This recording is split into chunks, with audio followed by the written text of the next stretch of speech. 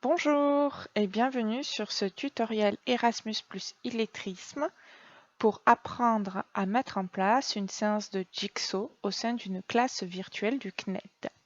Nous utiliserons donc cette interface car c'est la plus pratique et surtout car elle dispose d'un système de travail de groupe qui est propice à l'élaboration d'une séquence Jigsaw en classe virtuelle.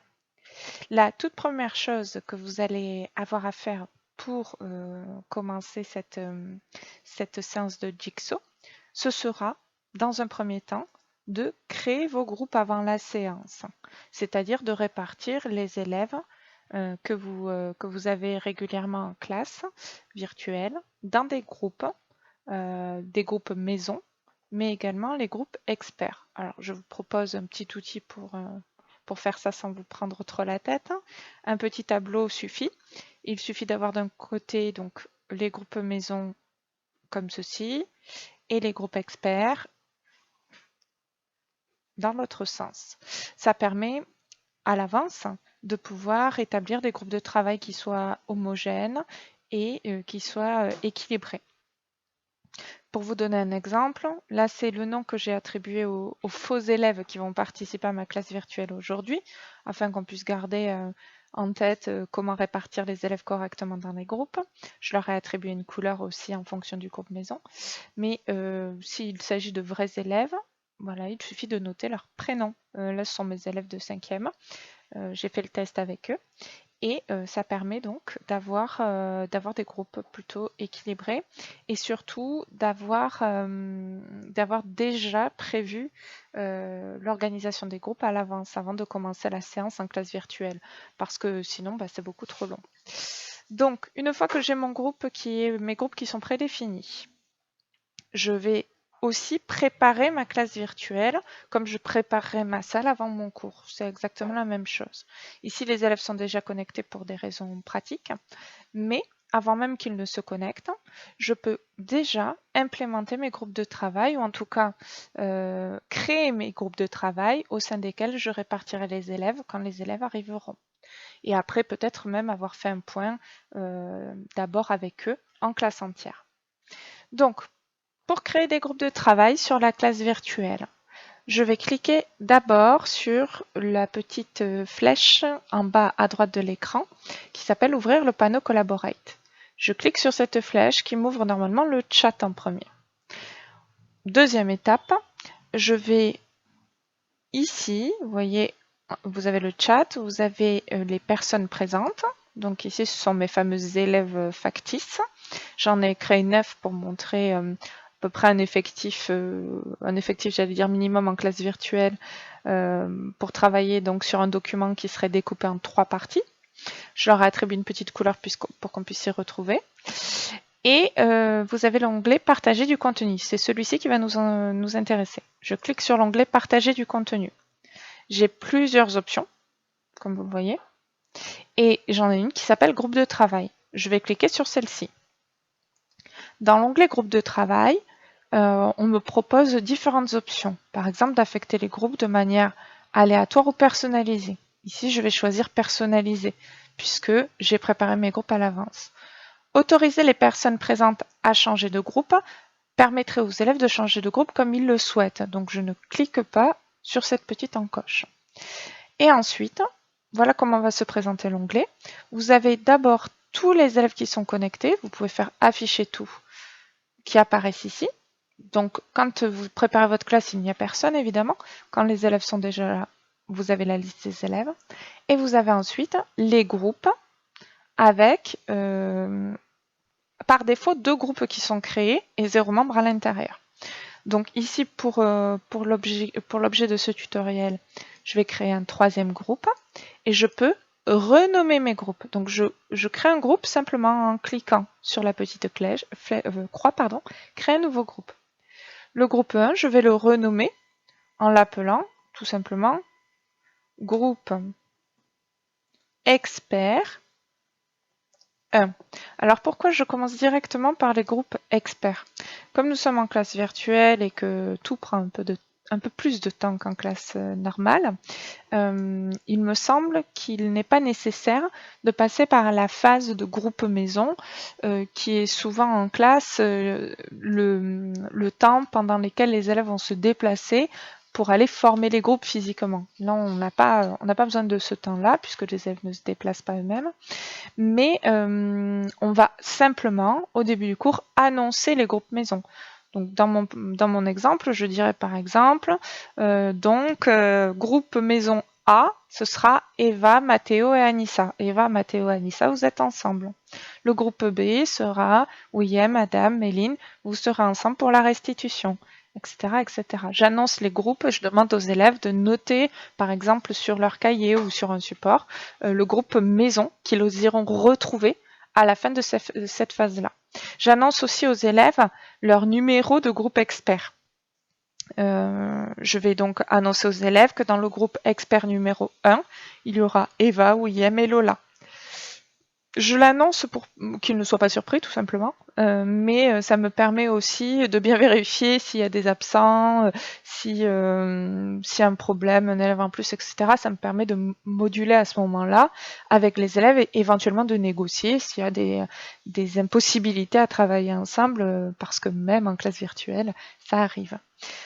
Donc l'étape suivante va être, une fois que les élèves, là j'ai créé mes groupes experts, j'ai annoncé en classe entière, à l'oral, les groupes maison, donc tous les élèves rouges ensemble, tous les élèves jaunes ensemble, tous les élèves blancs ensemble. Ce seront les groupes de restitution, ce qu'on appelle les groupes maison. Et je vais maintenant attribuer les élèves au groupe. Donc là, ça demande une toute petite manipulation. On peut la faire de deux manières. Je peux choisir mon élève, par exemple le A, et le faire glisser, vous voyez. J'ai simplement cliqué sur lui. Hop, je recommence. Je vais sur mon élève A, je clique et je maintiens. Et je peux le faire glisser sur le groupe A, 1, 2 ou 3. Je vais le placer dans le groupe 1. Mon élève a donc disparu de la salle principale et il se trouve maintenant affecté dans le groupe expert 1. Tant que je n'ai pas cliqué sur commencer, en fait, tout ceci n'est que de la préparation. Mon élève reste dans la salle principale, on peut encore tous communiquer ensemble.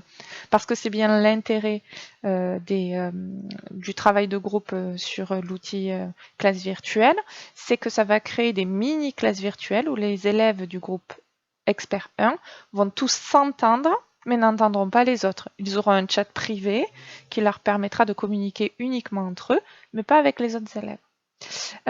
Ici, j'ai besoin de tous les numéros 1 dans le groupe expert 1. La deuxième méthode, au lieu de faire glisser, de cliquer glisser, je peux aussi tout simplement cliquer sur les trois petits points qui apparaissent à côté de l'élève et immédiatement l'affecter au groupe de mon choix. Dernière possibilité, je peux cliquer sur le premier élève pour le groupe 2, appuyer ensuite en continu sur la touche CTRL, CTRL de mon clavier, et cliquer les autres élèves qui m'intéressent.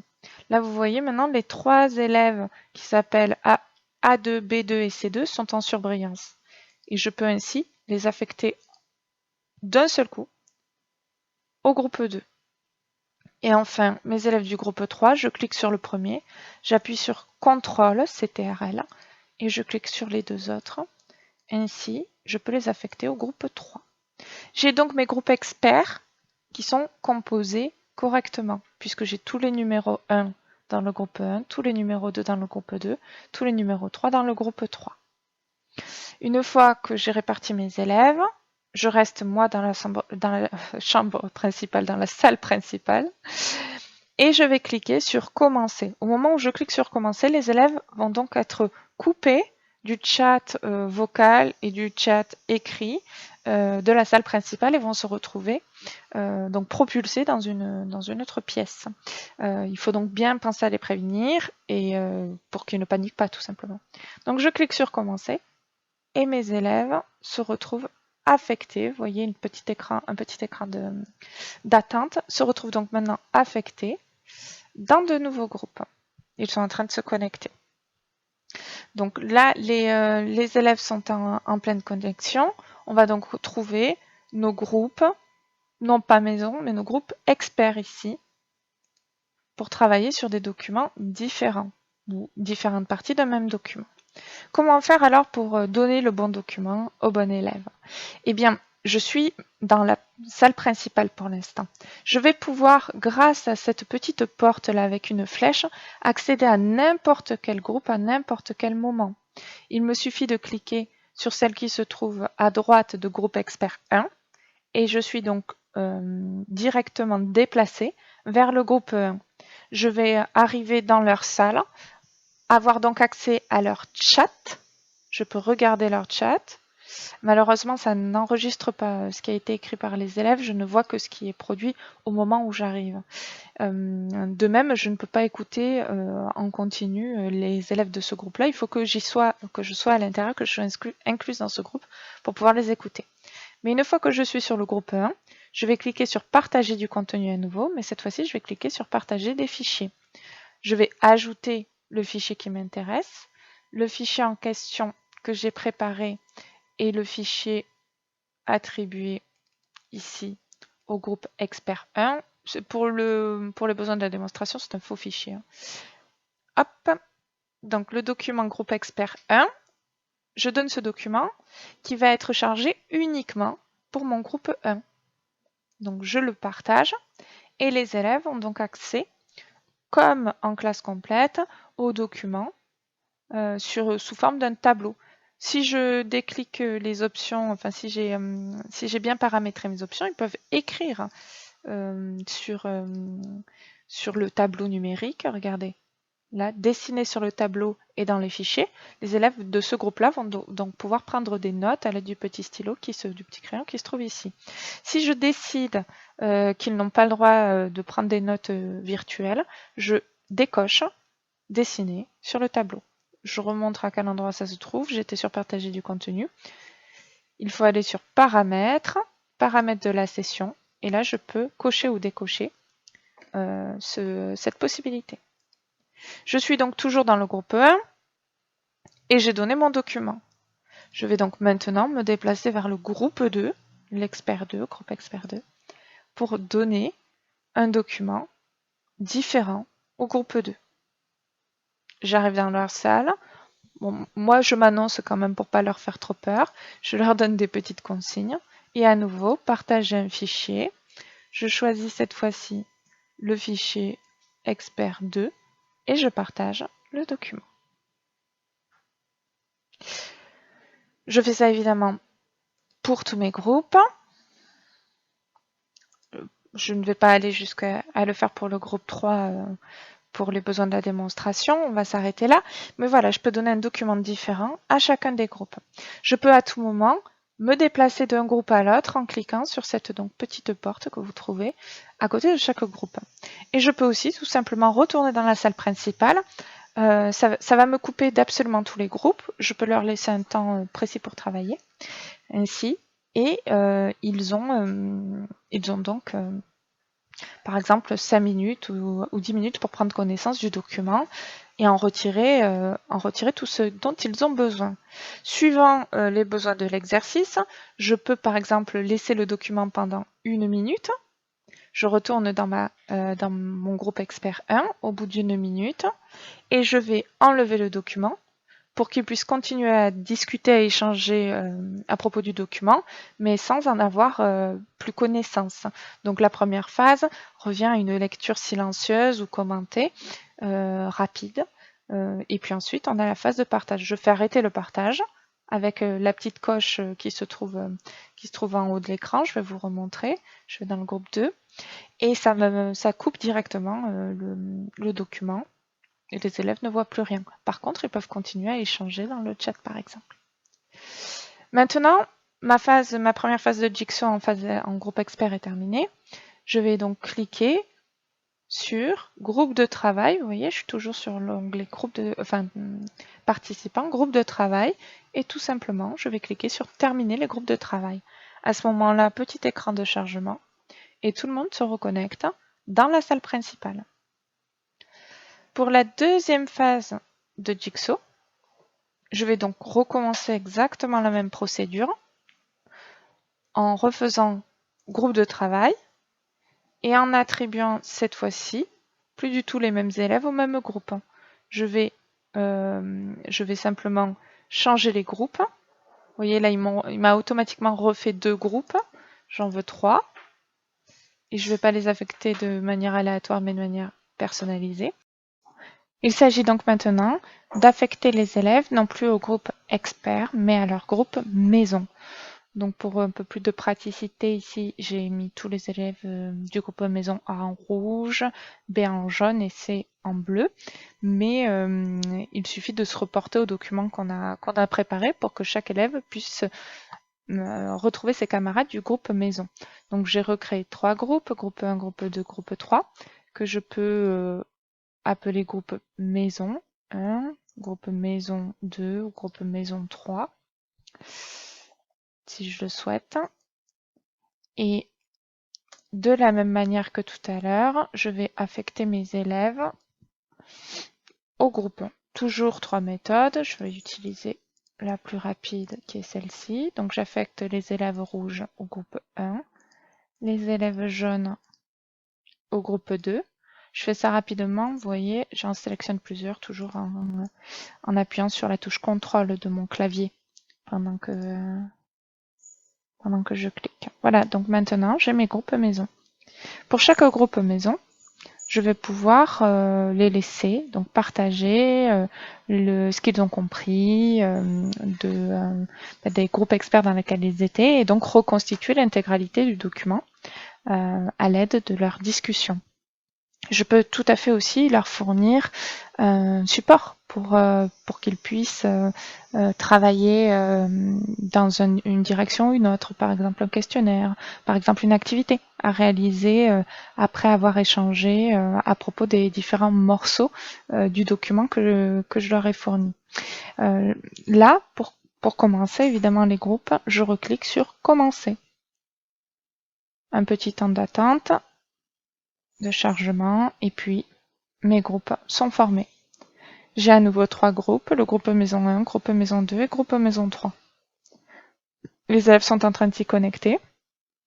D'ailleurs, petite astuce pour les classes virtuelles qui ne sont pas très stables. J'entends les classes où certains élèves ont du mal à rester connectés, sont obligés de se reconnecter plusieurs fois. Un élève qui se déconnecte alors qu'il est dans un groupe va normalement être reconnecté dans son groupe, pas directement dans la salle principale. Mais il faut être un peu attentif parce qu'il arrive parfois que certains élèves ne se reconnectent pas dans leur groupe et qu'ils se retrouvent avec vous en salle principale lors de leur reconnexion. Dans ces cas-là, vous voyez, il suffit de cliquer ici. Bon, il n'y aura pas les mêmes options qui s'afficheront, mais vous pourrez, par exemple, déplacer vers un autre groupe. Voilà. Déplacer vers un autre groupe et vous cliquerez sur le groupe en question. Donc voilà pour les groupes maison.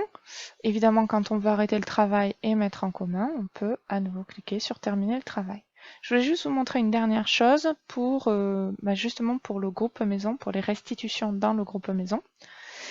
C'est à l'aide d'un outil, c'est un peu un bonus, mais ça peut être utile. C'est un outil qui s'appelle le Framapad. Le Framapad, ça va servir à quoi? Ça va servir à créer, je vous l'ai mis là, une page en fait, vous voyez, de traitement de texte, mais collaborative. En fait, là j'ai créé un Framapad pour le groupe maison 1. Pour le partager, je vais aller, vous voyez, sur le petit partager. Et je vais copier le lien, attention, pas incorporer le lien, mais bien le lien. Et je vais aller le donner à mes élèves du groupe maison 1. Donc je clique pour rejoindre le groupe maison 1. Ça charge un peu. Je me retrouve dans le groupe maison 1 et je vais sur le chat de ce groupe et je partage le lien avec les élèves. Les élèves n'ont plus qu'à cliquer sur le lien. Ça va leur ouvrir une page. Et regardez bien, ils vont pouvoir taper du texte, par exemple. Et au fur et à mesure qu'ils tapent le texte, je peux pas le faire moi-même, il y a une petite couleur qui va s'afficher. Une petite couleur qui va correspondre en fait à la couleur de celui qui écrit. Donc il y aura une couleur par personne, par collaborateur qui va utiliser ce bloc-notes. Et les élèves vont pouvoir créer un texte collaboratif. Pourquoi c'est utile? Parce que si je prends quelques secondes pour me créer un compte, que à l'avance je demande aux élèves de se créer un compte donc sur Framapad, je vous le tape sur Google pour que vous puissiez le trouver, Framapad, eh bien, je vais pouvoir, en tant qu'administrateur, vous voyez, c'est le premier lien, éditeur de texte collaboratif. Je vais pouvoir, voilà un exemple par exemple, voir les prénoms des élèves qui ont marqué les phrases et qui s'allument de la couleur indiquée, mais surtout, je vais pouvoir récupérer leur texte en direct. Au fur et à mesure qu'ils tapent, ça va s'afficher sur mon écran. Je vais pouvoir récupérer leur texte en direct et ça va me permettre, par exemple, de les proposer lors de la correction ou de les étudier avec la classe entière. Donc petit outil supplémentaire, Framapad, c'est gratuit, mais il faut quand même se connecter, se créer un compte à l'aide d'une adresse mail, et ça permet aux élèves d'utiliser un outil de traitement de texte collaboratif qui nous permet à nous en tant qu'enseignants en fait de récupérer les productions collaboratives des élèves lors d'un travail en Jigsaw. Ça peut être très utile. Voilà, donc il suffit de, dans ce cas-là, de créer 3 Framapad, un par groupe maison, de bien faire attention à donner le bon lien au bon groupe, et ensuite de vérifier au fur et à mesure ce qu'écrivent les élèves sur ce Framapad. On peut aussi toujours aller écouter ou aller conseiller des élèves en changeant de groupe, en rejoignant le groupe maison 1 ou le groupe maison 2 ou le groupe maison 3, s'isoler dans la salle principale pour préparer quelque chose, par exemple, pour préparer la mise en commun. Et quand on a décidé que la mise en commun devait se faire, on clique sur terminer les groupes de travail. Et tout le monde, tous les élèves se retrouvent dans la salle principale. On peut ainsi faire notre mise en commun avec le groupe complet. On peut également prendre un peu de temps pour faire de la métacognition. Bien sûr, on en fait régulièrement en classe. En classe virtuelle, c'est peut-être un peu plus complexe, mais rappeler aux élèves qu'il est nécessaire pour eux d'analyser leurs difficultés, de trouver des solutions par eux-mêmes ou de proposer tout du moins des solutions à ces difficultés pour pallier ces difficultés. Tout ça, c'est déjà de la métacognition. Il me reste maintenant à vous remercier. J'espère que ce tutoriel a été clair et vous a permis de comprendre comment mettre en place une séance de Jigsaw au sein d'une classe virtuelle. Je vous dis à bientôt. Au revoir.